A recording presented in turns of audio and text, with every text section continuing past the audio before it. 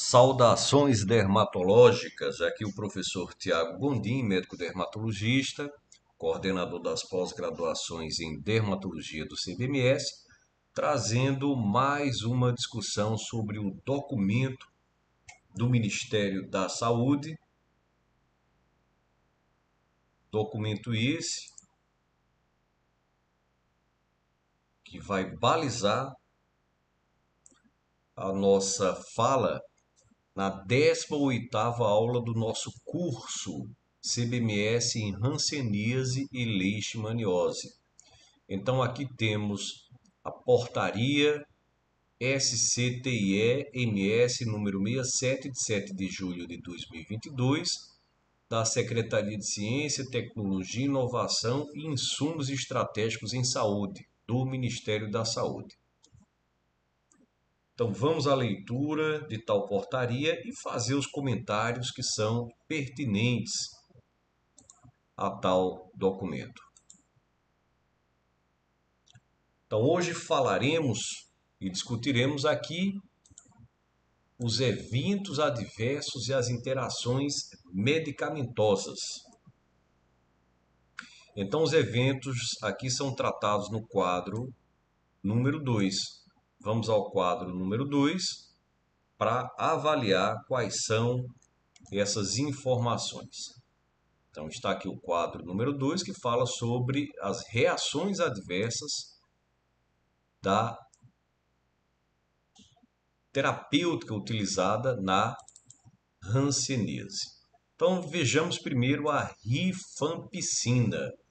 Então vimos que a rifampicina é um importante medicamento do esquema PQT único, poliquimioterapia única.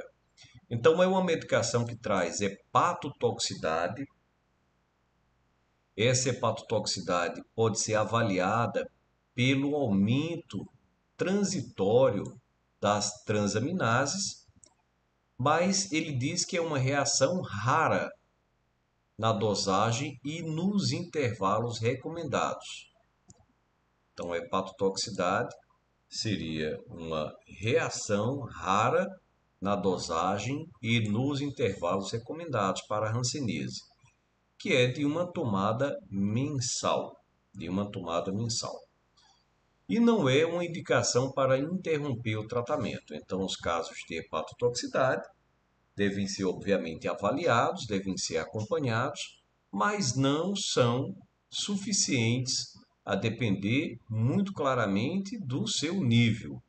Não seria um objeto de interrupção do tratamento. Muitas vezes o paciente é encaminhado ao especialista, é encaminhado à referência para decidir sobre esquemas alternativos, quando nós não podemos continuar. Então, os eventos adversos reconhecidos de seu uso na tuberculose raramente são vistos. Uma dose mensal de rifampicina provavelmente não causa indução citocromo hepático P450. Isso em uma dose mensal. Mas esse resultado não foi medido formalmente. Então também a gente deve observar e deve ficar claro para o médico que alguns programas eles forçam um pouquinho a barra. Então, em relação a não suspender a medicação. Então, é claro que isso quem vai decidir é o médico com o seu paciente. Não é o programa, é o médico com o seu paciente. O programa ele vai tentar fazer com que todos se tratem, mas o médico ele deve ter sua autonomia e ele não é escravo do programa. O médico ele sim pode tomar decisões diferentes em benefício do seu paciente. A dapsona. A dapsona geralmente é bem tolerada nas doses recomendadas para a hanseníase, mas pode causar hemólise. Então veja aqui o problema da dapsona. E mais raramente, anemia significativa. A deficiência da G6PD, que é a glicose 6-fosfato desidrogenase, raramente aumenta esse risco, não sendo necessário testar os níveis da enzima. Isso é importante frisar, porque na literatura nós encontramos que há uma necessidade ou há um interesse, principalmente em idosos, em crianças, de testar a G6PD, a glicose 6-fosfato desidrogenase, exatamente pelo risco de hemólise. Mas aqui o documento diz que esse risco é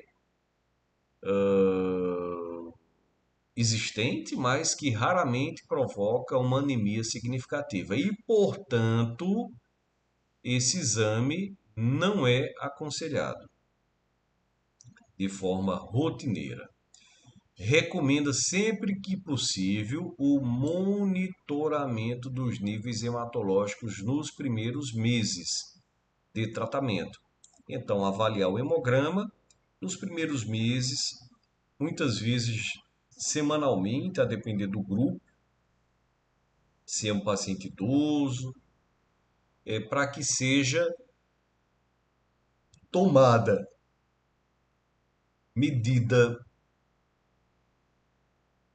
medida necessária caso essa hemólise ela seja flagrada. Então, são descritos também casos raros de hepatopatia, nefropatia, agranulostose e de psicose. A clofazimina. O efeito mais comum e perceptível é a pigmentação da pele, variando do vermelho a castanho escuro, dependendo da dosagem. O fármaco acumula-se nas lesões cutâneas ativas da hanseníase, tornando-as mais evidentes. Então, não se deve confundir essa maior evidência das lesões como um estado de piora, como se houvesse ali uma reação rancênica tipo 1, onde as lesões se tornam mais inflamadas. Aqui não, as lesões elas se tornam pigmentadas. A pigmentação geralmente desaparece dentro de 6 a 12 meses após a interrupção da clofazimina. Então, o paciente muitas vezes vai passar em torno de 2 anos com a pigmentação. 1 ano enquanto está usando a medicação, quando é um caso multibacilar, e mais 1 ano pós-medicação. Então, o paciente deve ser informado e deve ser acompanhado para que isso não seja motivo de suspensão do tratamento. Embora traços de descoloração ainda possam permanecer por até 4 anos. Então, observem aqui que isso pode ser pior. Pode causar coloração rosada na urina, expectoração e suor, especialmente após ingestão da dose mensal supervisionada. A clofazimina também produz ictiose, característica nas pernas e antebraços. Os efeitos gastrointestinais, que variam de cólicas leves a diarreia e perda de peso, podem ocorrer como resultado da deposição de cristais de clofazimina na parede do intestino delgado, especialmente quando se utilizam doses elevadas continuamente. A pigmentação da pele não deve ser considerada critério de suspensão do medicamento, exceto quando há insatisfação extrema do paciente com risco de abandono do tratamento, como falamos mais cedo. Então, essas 3 primeiras drogas são as drogas comuns, as drogas normais, corriqueiras da PQTU. E aí temos drogas alternativas. A minoxiclina, ela pode causar prurido e erupções cutâneas, urticária, fotossensibilidade da pele, tontura, fadiga, sonolência, artralgia, zumbido, miocardite, vasculite, diarreia, descoloração permanente dos dentes, hipoplasia do esmalte dos dentes, linfadenopatia, hipertensão intracraniana, vertigem, nefrite, febre, hiperpigmentação da pele e unhas com uso prolongado.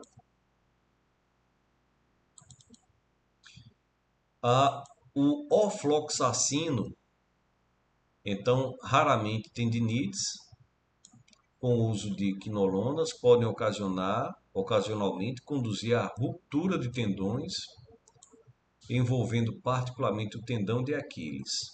Os doentes isolados têm maior predisposição para tendinites.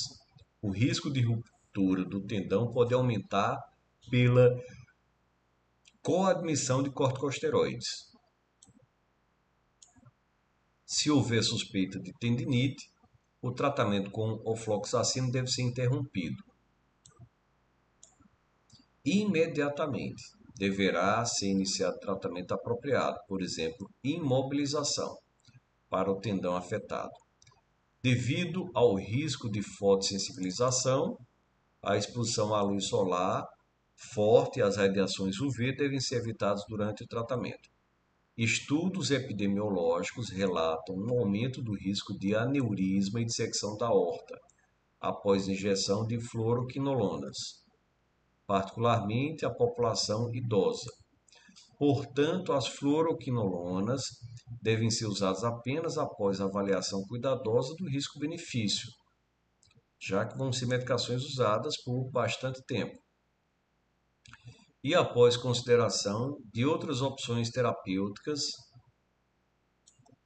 em pacientes com história familiar positiva de aneurisma, ou em pacientes diagnosticados com aneurisma aórtico pré-existente, e ou dissecção aórtica, ou na presença de outros fatores de risco ou condições predisponentes para aneurisma e dissecção da aorta, por exemplo, síndrome de Marfan, síndrome de Ehlers-Danlos vascular, arterite de Takayasu, arterite de células gigantes, doença de BC, hipertensão e aterosclerose conhecida.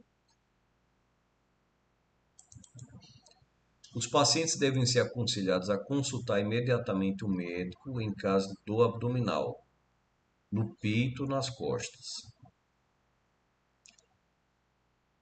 Alguns efeitos indesejáveis, por exemplo, tontura, vertigem, sonolência e perturbações visuais, podem diminuir a capacidade de concentração e de reação rápida do doente e, como tal, podem construir um risco em situações onde essa capacidade tem especial importância, por exemplo, conduzir um carro ou utilizar máquinas. A claritromicina.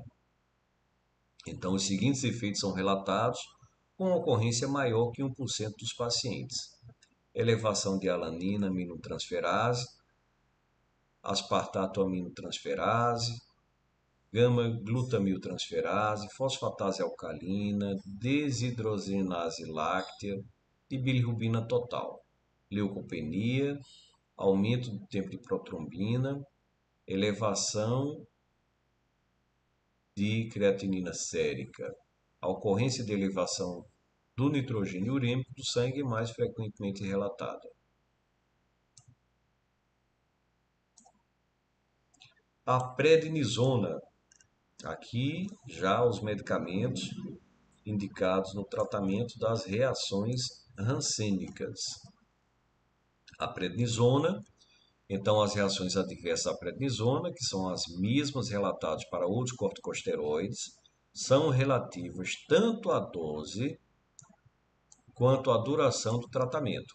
Destacam-se aumento do peso, retenção de sódio, perda de potássio, retenção de líquido, insuficiência cardíaca congestiva em pacientes susceptíveis, hipertensão arterial, miopatia, perda de massa muscular, osteoporose com fraturas por compressão vertebral, necrose asséptica da cabeça do fêmur e do úmero, úlcera péptica, petequias equimoses, urticária, edema angioneurótico, convulsões, aumento da pressão intracraniana com papiledema, pseudotumor cerebral, vertigem, cefaleia, irregularidades menstruais, síndrome de Cushing iatrogênica, insuficiência suprarrenal ou hipofisária secundária, manifestações de diabetes mellitus latente, aumento da necessidade de insulina ou hipoglicemiantes orais em pacientes diabéticos,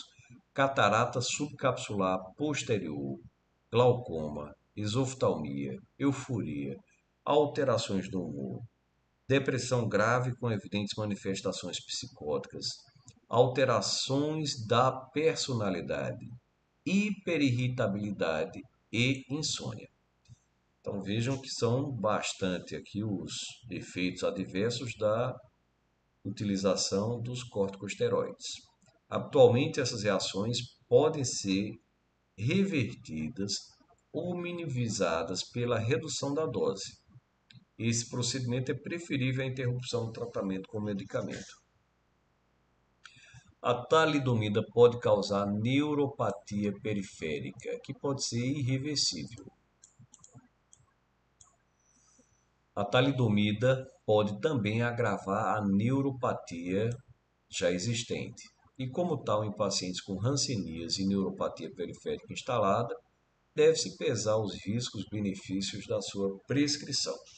Devido à possibilidade do desenvolvimento de neuropatia periférica irreversível, os pacientes devem ser cuidadosamente monitorados. Recomenda-se a realização de exames clínicos e neurológicos nos pacientes antes do início do tratamento com talidomida.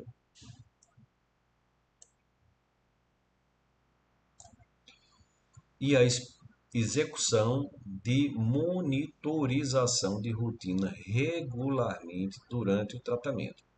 Os principais sintomas indicativos de neuropatia pelo fármaco são parestesia, disestesia, desconforto, coordenação anormal ou fraqueza. Em caso de achados positivos, o tratamento com talidomida deve ser imediatamente reavaliado. Porém, existem poucas evidências do aparecimento de neuropatia periférica associado ao uso do medicamento em pacientes com eritema nodoso rancênico.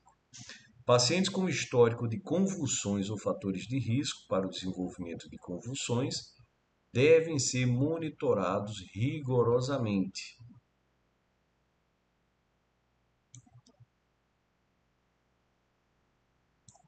Contagens reduzidas de células brancas sanguíneas, incluindo neutropenia, foram observadas em pacientes em uso de talidomida. Como são mais frequentemente observadas em pacientes em uso de talidomida, como são frequentemente observadas em pacientes com baixa contagem de neutrófilos, não deve ser iniciado tratamento quando a contagem absoluta de neutrófilos estiver abaixo de 750 células por milímetro cúbico. E finalizando, a pentoxifilina. Então, relatam-se elevação das transaminases hepáticas, hipotensão arterial, arritmia cardíaca, taquicardia, angina pectoris, trombocitopenia, tontura que é bastante comum, dor de cabeça, meningite asséptica, distúrbio gastrointestinal, desconforto epigástrico, sensação de pressão gástrica, distensão abdominal com sensação de plenitude, náuseas, bastante comum náuseas, vômitos também, diarreia, prurido, eritema cutâneo, urticária, flash, que são as ondas de calor, hemorragia, reação anafilática, reação anafilactoide, angioedema, broncoespasmo, choque anafilático, colestase intrahepática, agitação e distúrbio do sono. Bom, pessoal, uma situação interessante é o seguinte: a gente vê aqui diversos efeitos colaterais que, em geral, nós não observamos na prescrição rotineira dos nossos pacientes de outras patologias. O que devemos anotar e notar é que na hanseníase esses tratamentos eles têm maior possibilidade dos efeitos adversos pelo tamanho do tratamento, 6 meses a 1 ano. Então, a interação dos medicamentos, aqui não mais as reações, mas as interações envolvendo os medicamentos utilizados no tratamento da hanseníase estão descritos no quadro 3. Então, vejamos essas interações medicamentosas. Então, a rifampicina pode reduzir o efeito dos anticoncepcionais orais, que devem ser substituídos, ou métodos contraceptivos adicionais devem ser adicionados. A dapsona, o uso concomitante de agente antimalárico e dapsona pode aumentar o risco de reações hemolíticas.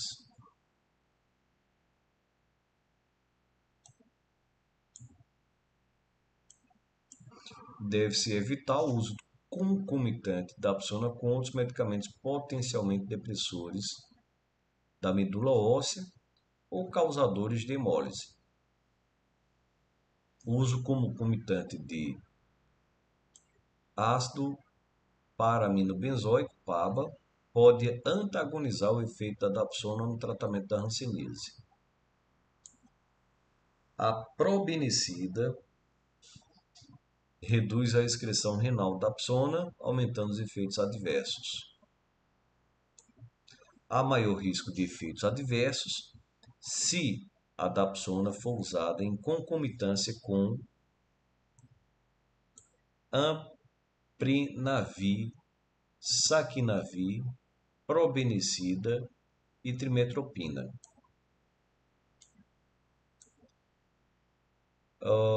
Zidovudina aumenta a toxicidade para o sangue, ou seja, neutropenia. A clofazimina. O uso concomitante com antiácidos pode resultar em redução dos níveis plasmáticos de clofazimina. Suco de laranja pode levar à redução de concentrações plasmáticas. A minociclina pode potencializar o efeito depressor do sistema nervoso central. Como as tetraciclinas podem deprimir a atividade da protrombina plasmática. Os pacientes sob terapia anticoagulante podem requerer redução posológica do anticoagulante.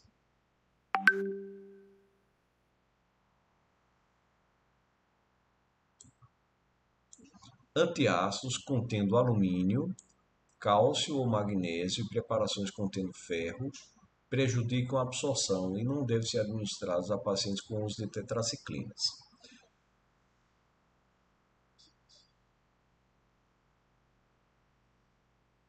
A absorção de minociclina não é significativamente afetada pela presença de alimentos ou quantidades moderadas de leite.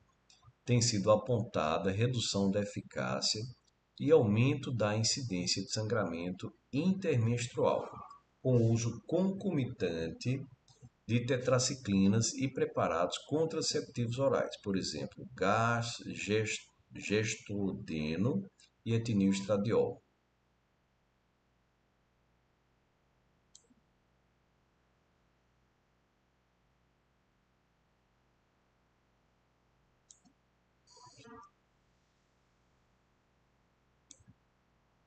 Foi relatado que o uso concomitante de tetraciclina e metoxiflurano pode resultar em toxicidade renal fatal. A administração de isotretinoína deve ser evitada imediatamente antes, durante e logo após a terapia com minociclina. Tais fármacos isolados foram associados a pseudotumor cerebral, que é uma síndrome de hipertensão intracraniana. O ofloxacino, antiácidos contendo hidróxidos de alumínio, incluindo sucralfato e de magnésio, fosfato de alumínio, zinco e ferro podem reduzir a absorção dos comprimidos de ofloxacino e assim a sua eficácia terapêutica. O ofloxacino deverá ser administrado com espaçamento de aproximadamente 2 horas da administração do antiácidos. O ofloxacino pode causar ligeiro aumento das concentrações sanguíneas de glibenclamida. Por isso, é recomendado que os doentes medicados simultaneamente com ofloxacina e glibenclamida sejam estreitamente monitorados. Claritromicina. Fármacos indutores da CYP3A4, como por exemplo, rifampicina, fenitoína, carbamazepina, fenobarbital e erva de São João, podem induzir metabolismo da claritromicina, podendo resultar em níveis subterapêuticos da claritromicina e a eficácia reduzida. Por isso, deve-se monitorar um possível aumento desses medicamentos na corrente sanguínea devido à inibição da CYP3A pela claritromicina.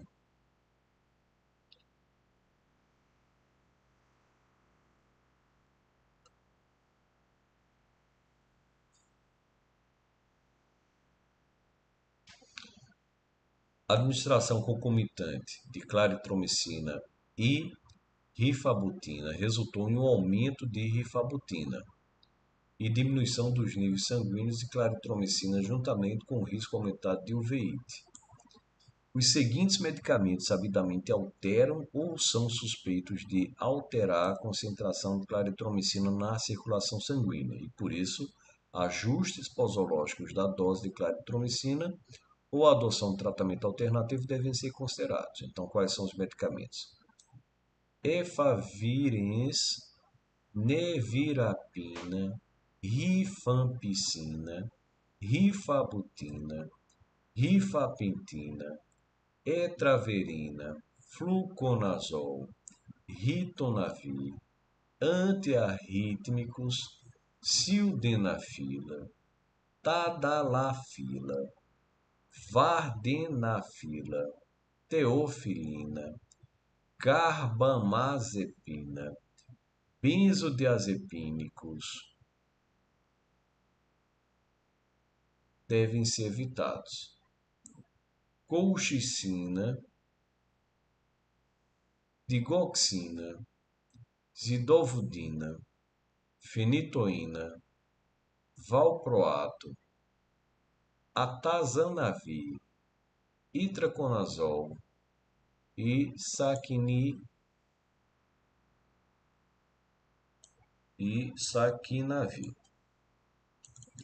Já os corticosteroides, incluindo a prednisona, são metabolizados pela CYP3A4.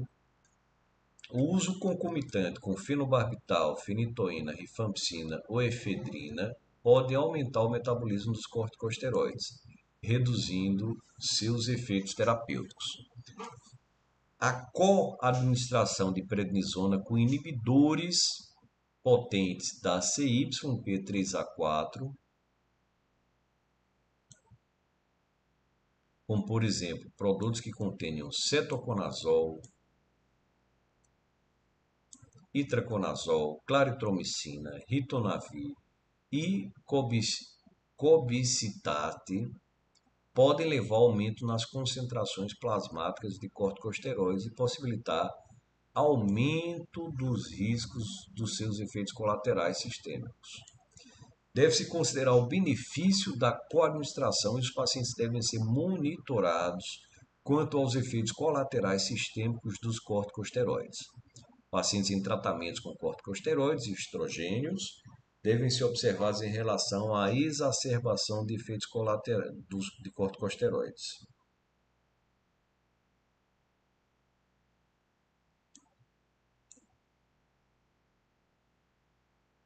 O uso concomitante de corticosteroides com diuréticos, depletores de potássio, pode intensificar a hipopotassemia.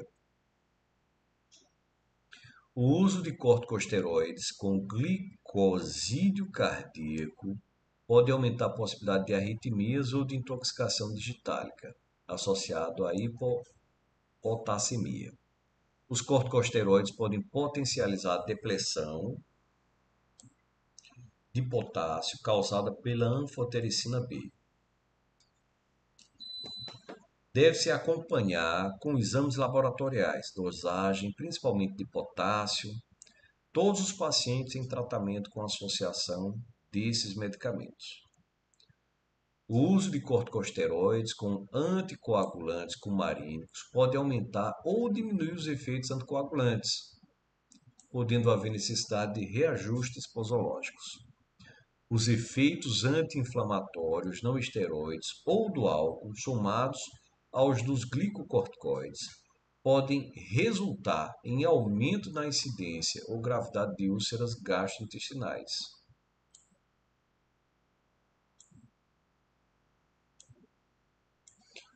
Os corticosteroides podem reduzir as concentrações plasmáticas de salicilato.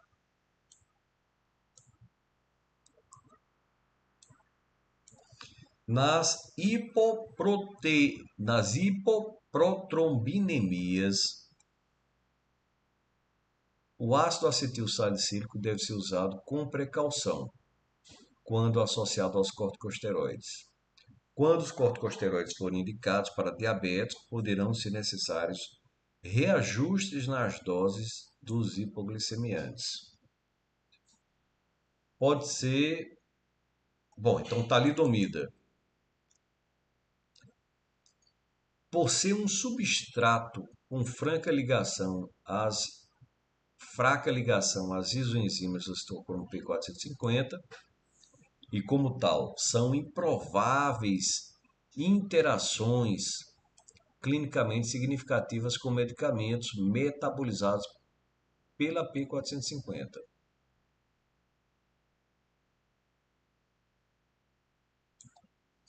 Medicamentos que causam sonolência, a talidomida tem propriedades sedativas, podendo potencializar a sedação induzida pelos medicamentos dos seguintes grupos: ansiolíticos, hipnóticos, antipsicóticos, antihistamínicos H1, derivados dos opiáceos, barbitúricos, antidepressivos tricíclicos e álcool. Medicamentos que causam bradicardia devido ao potencial da talidomida para induzir bradicardia,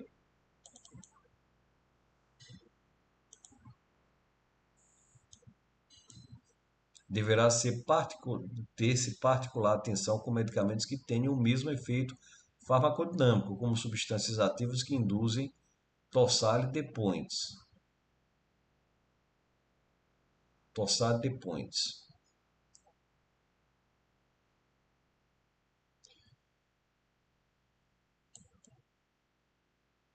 Beta-bloqueadores ou agentes anticolinesterásicos. Medicamentos que causam neuropatia periférica. Os medicamentos conhecidos por estarem associados à neuropatia periférica devem ser usados com precaução nos pacientes que tomam talidomida. Dexametasona e quimioterápicos. A associação entre a talidomida e a dexametasona ou a talidomida e quimioterápicos pode levar a um risco aumentado de eventos tromboembólicos. Pacientes com hanseníase e que utilizam esses dois medicamentos devem ser estratificados para o risco de trombose. Varfarina, uma administração dose múltipla de 200 mg dia de talidomida durante 4 dias não teve qualquer efeito sobre o valor do INR em voluntários saudáveis.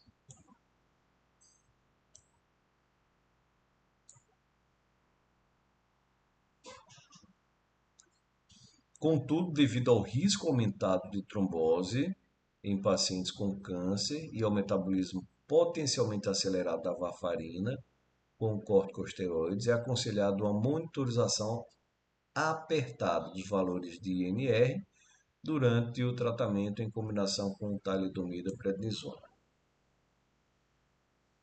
bem como durante as primeiras semanas após a conclusão desses tratamentos. Contraceptivos hormonais. Em um estudo, a administração talidomida em pacientes saudáveis não afetou a farmacocinética de contraceptivos orais. Contudo, noretisterona e etilestradiol, contendo esses dois. Então, não houve afetação. A administração concomitante de talidomida com alimentos pode aumentar o tempo necessário para atingir o pico de concentração plasmática. Nenhuma informação sobre possíveis interações medicamento-exame laboratorial está disponível. E a pentoxifilina. Então, o efeito da insulina ou dos hipoglicemiantes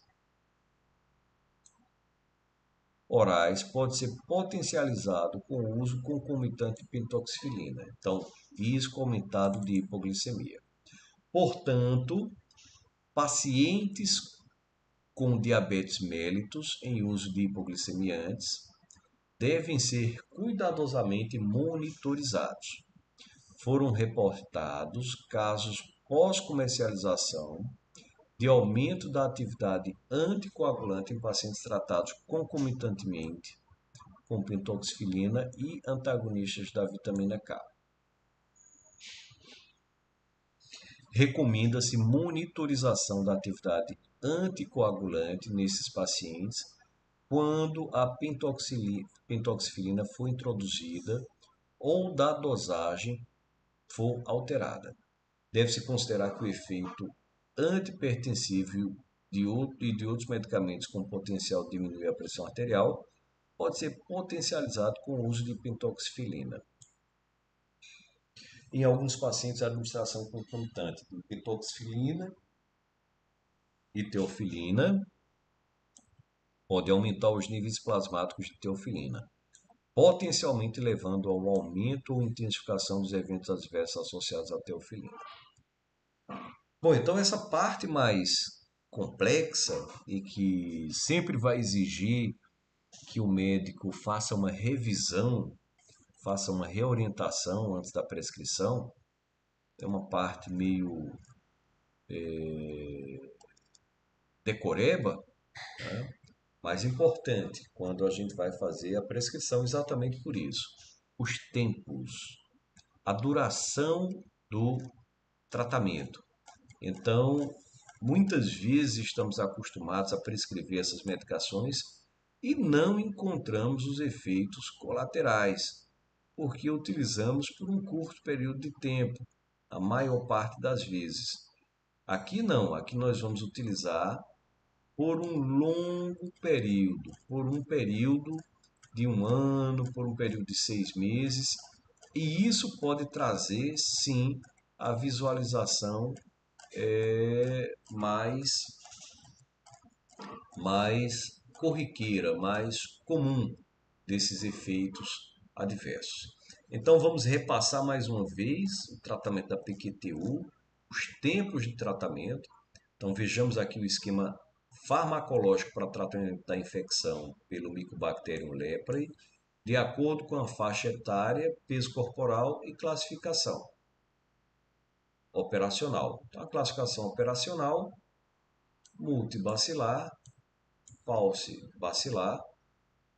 Então, temos aqui pacientes com peso acima de 50 quilos, a maior parte dos pacientes que vamos ter acesso.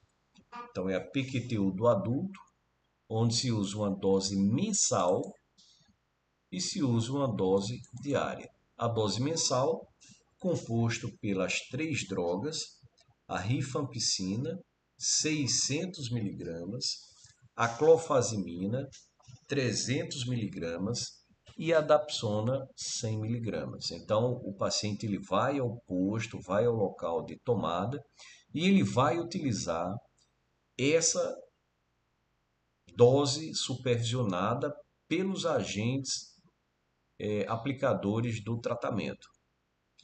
E uma dose diária, que é autoadministrada, que para esse peso é diclofazimina 50 miligramas e de dapsona 100 miligramas. Então, o que nós observamos na dose diária é a não utilização claramente, né, da rifampicina e a redução da dose da clofazimina. Pacientes multibacilares vão usar 12 meses, pacientes paucibacilares vão usar 6 meses.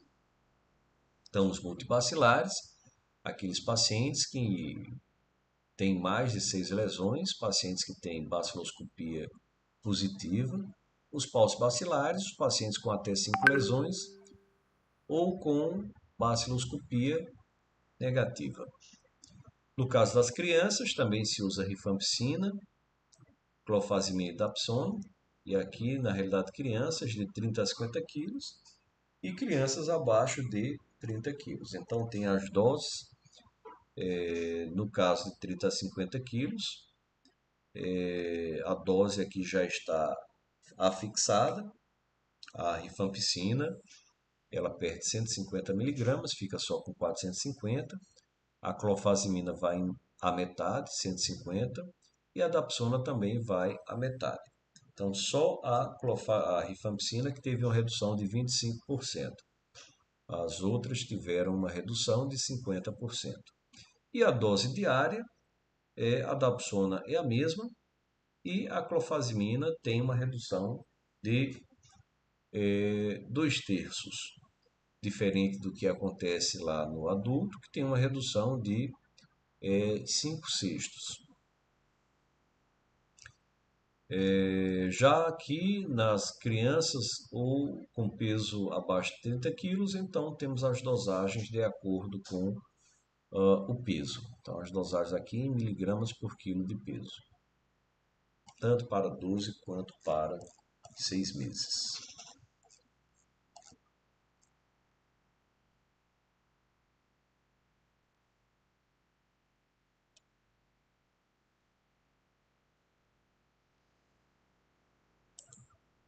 Bom, então por hora finalizamos essa leitura comentada. Hoje tivemos uma parte mais dura, visto que aqui o interessante é entender um pouco da possibilidade dos riscos, mas esses riscos eles devem ser medidos sempre quando da prescrição do paciente, porque nós não vamos decorar, apenas vamos entender as principais reações e as interações desses medicamentos. Então, encerramos agora a 18ª, né, 18ª aula do curso de Hanseníase. Aproveito para já convidá-los para a 19ª apresentação e parabenizar os colegas que estão acompanhando o curso. Realmente, o entendimento da hanseníase nos coloca em um patamar de poucos, de poucos profissionais de saúde. E dentro da dermatologia, conhecemos os dermatologistas que entendem de hanseníase como colegas que tendem à autoridade dentro da especialidade. Então, parabéns aos que acompanham o curso e até a aula número 19.